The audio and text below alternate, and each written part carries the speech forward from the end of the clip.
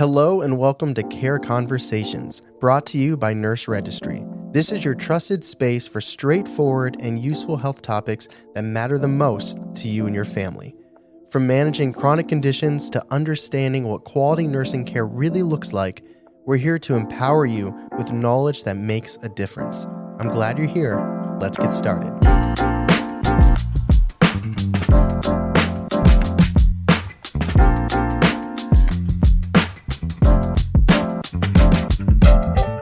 Today we're talking about two medical emergencies that you're likely somewhat familiar with: strokes and heart attacks. Here's a statistic that might surprise you. Every 40 seconds, someone in the United States experiences a stroke. And with that same frequency, every 40 seconds, another person suffers a heart attack.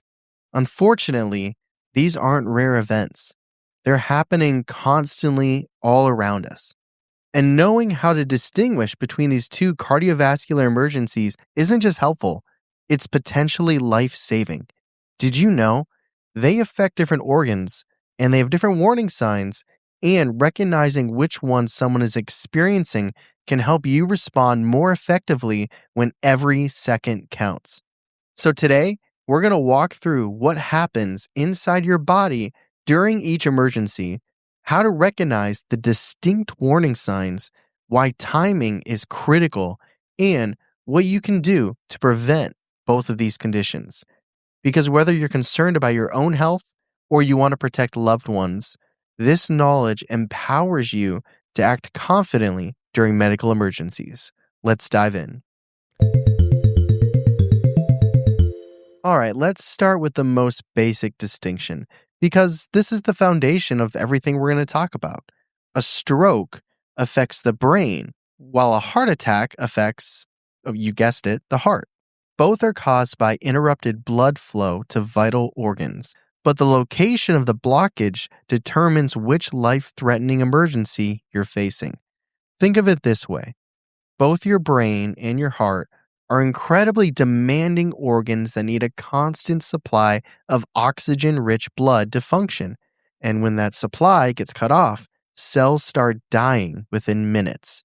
Medical professionals often call strokes, quote, brain attacks, because the urgency mirrors that of heart attacks, even though the affected organ is completely different. So let's break down what's actually happening in each of these cases. A stroke occurs when blood flow to your brain becomes interrupted, causing brain cells to die within minutes from oxygen deprivation. Your brain requires a constant supply of oxygen-rich blood to function properly, and without it, tissue damage begins almost immediately. There are two distinct types of strokes, and understanding the difference is important.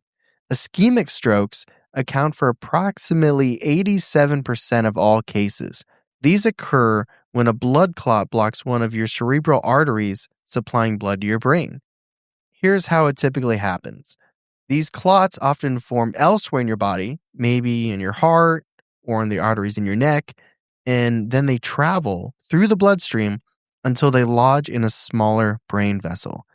The blockage prevents oxygen-rich blood from reaching the brain tissue downstream, and cells start to malfunction and eventually die. Hemorrhagic strokes present the other cases and happen when a blood vessel in your brain actually ruptures, causing bleeding into or around brain tissue. This bleeding creates dangerous pressure on brain cells, compressing them and preventing normal operation. High blood pressure and weakened blood vessel walls, called aneurysms, are common culprits behind hemorrhagic strokes. While less common than ischemic strokes, hemorrhagic strokes often prove more severe and require immediate surgical intervention to control the bleeding and reduce pressure inside the skull. So now let's talk about heart attacks, which doctors call myocardial infarction. A heart attack occurs when coronary arteries become blocked, preventing the oxygen-rich blood from reaching your heart. Your heart is a muscle that works continuously throughout your life, and like any muscle, it requires its own dedicated blood supply. The coronary arteries wrap around your heart's surface, delivering the oxygen and nutrients your heart needs to pump blood throughout your body. Heart attacks typically develop through a process that's been building for years. It's called coronary artery disease, and it happens gradually as plaque accumulates on artery walls. This plaque consists of cholesterol, fat, calcium, and other substances found in your blood. Over time, these deposits harden and narrow your coronary arteries, restricting blood flow. Here's where things get really dangerous. When a plaque deposit ruptures or cracks, your body responds by forming a blood clot at that site. It's trying to heal the damage, but if this clot grows large enough to completely block the artery, the portion of heart muscle fed by that artery begins to die from oxygen starvation. All right, so let's switch it back to stroke and talk about how to recognize them. For strokes, there's a simple acronym that everyone should memorize: FAST. F-A-S-T. F stands for face. Ask the person to smile at you. Watch carefully to see if one side of their face droops or remains immobile while the other side moves normally. This is due to the stroke having damaged part of the brain controlling muscles on one side of the face. A stands for arms. Ask the person to raise both arms straight out in front of them and hold them there. If one arm drifts downward or the person can't raise it at all, this weakness indicates that the stroke has affected motor control on one side of the body. S stands for speech. Ask the person to repeat a simple sentence like, "The sky is blue." Listen for slurred words, difficulty understanding your request, or just an inability to speak clearly at all. T stands for time. If you observe any of these signs, time becomes your most critical factor. Call 911 immediately. Don't wait to see if the symptoms improve, and never attempt to drive the person to the hospital yourself. Beyond fast indicators, additional stroke symptoms could include sudden severe headache with no cause, sudden vision changes in one or both eyes, sudden confusion or trouble understanding others, and a sudden difficulty walking or maintaining balance. These symptoms typically affect one side of the body and appear suddenly rather than a gradual development over hours or days. Now let's talk about recognizing heart attack symptoms. And this is where things get a little more complicated because, unfortunately, a heart attack presents itself with a little bit more variety, and especially between men and women. The classic symptom involves crushing chest pain or pressure. Survivors often describe it as feeling like an elephant is sitting on their chest. This discomfort typically occurs in the center or left side of the chest and may last several minutes or come and go in waves. Pain frequently radiates beyond the chest to other areas of the upper body. Many heart attack victims experience discomfort spreading to their left arm, although it can affect both arms, the jaw, the neck, the back, or the area between your shoulder blades. This radiating pain occurs because nerves from your heart share the pathways with nerves from these other areas, creating what's called referred pain. Shortness of breath accompanies chest pain, though it can occur independently. There's cold sweats, nausea, lightheadedness, and a sense of impending doom are also common symptoms. Now, here's something really important. Women experience different cardiac symptoms than men in approximately 40 to 45% cases.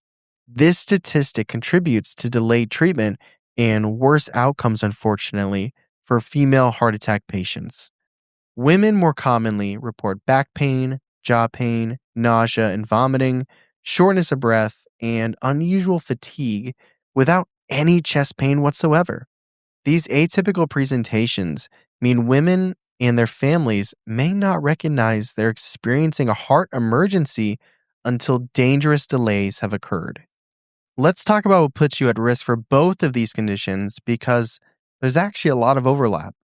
High blood pressure, high cholesterol, diabetes, obesity, smoking, and physical inactivity create the perfect storm for both strokes and heart attacks by damaging your cardiovascular system. Additionally, Having multiple risk factors exponentially increases your danger rather than just simply adding to it.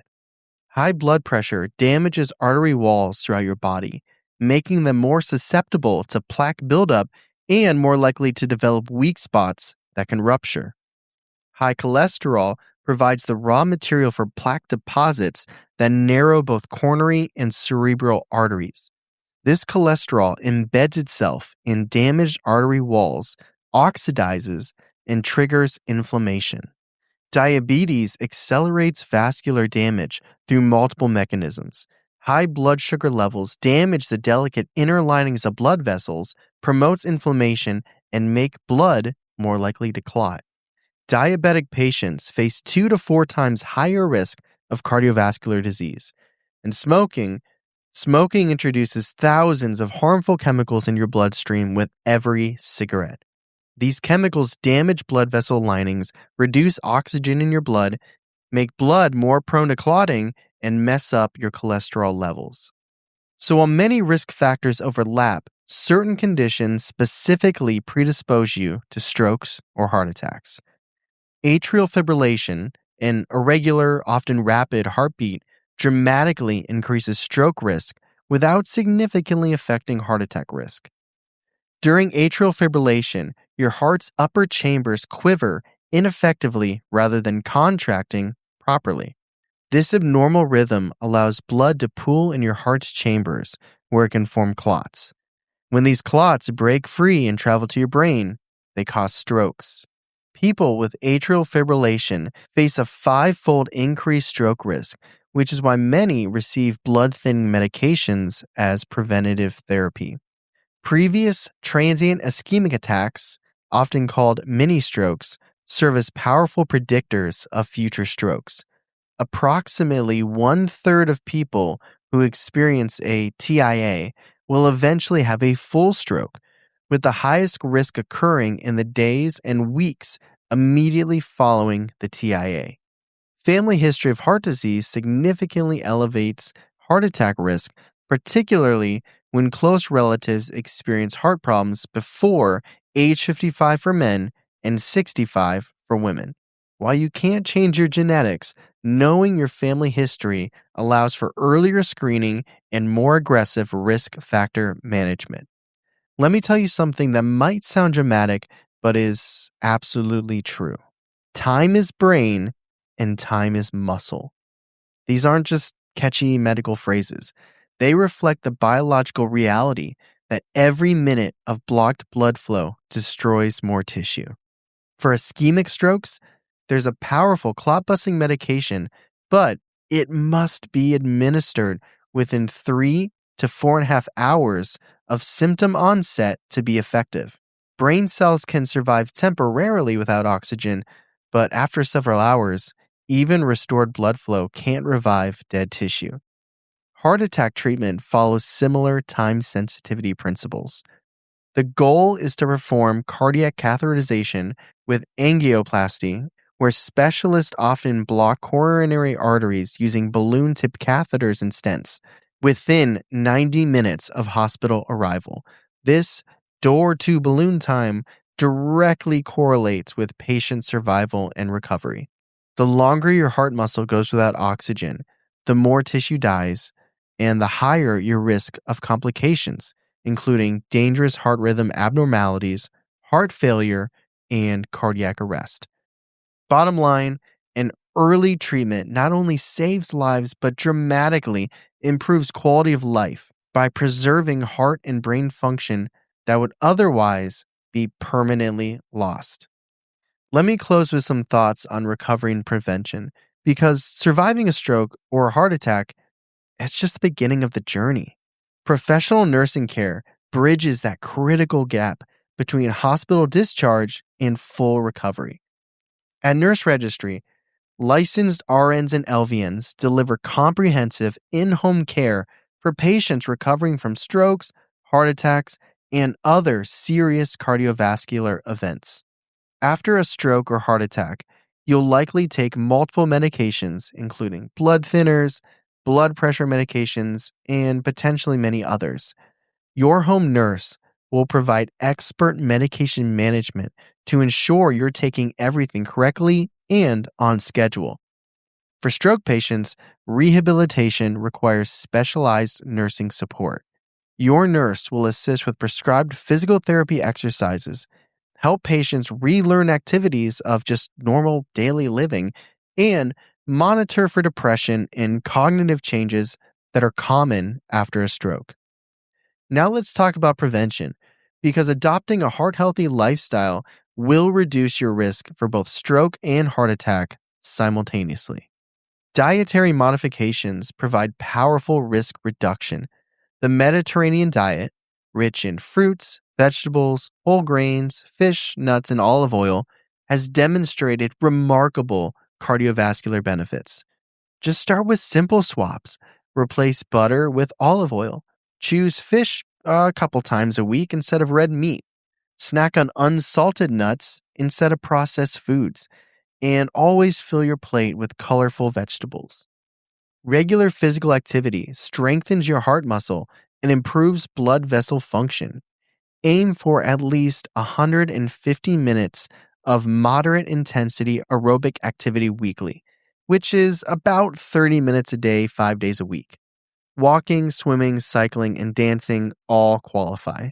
If you smoke, quitting remains the single most impactful change you can make for cardiovascular health. Listen to this.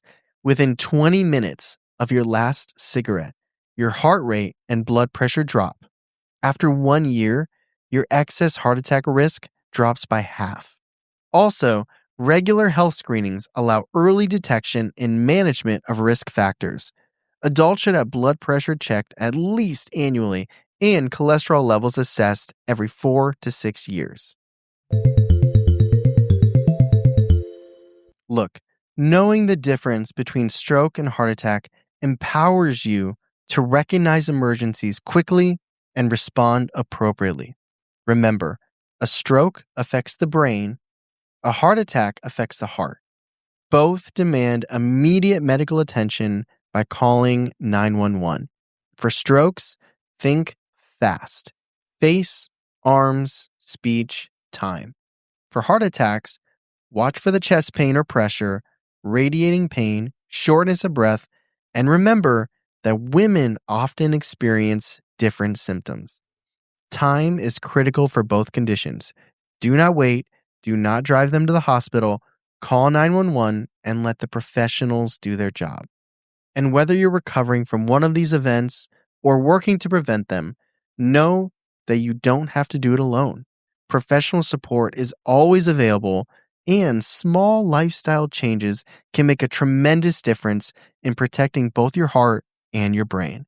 Your health is worth the investment. Thank you for spending time with me today on Care Conversations. I hope this episode gave you valuable insights and practical takeaways that you can use.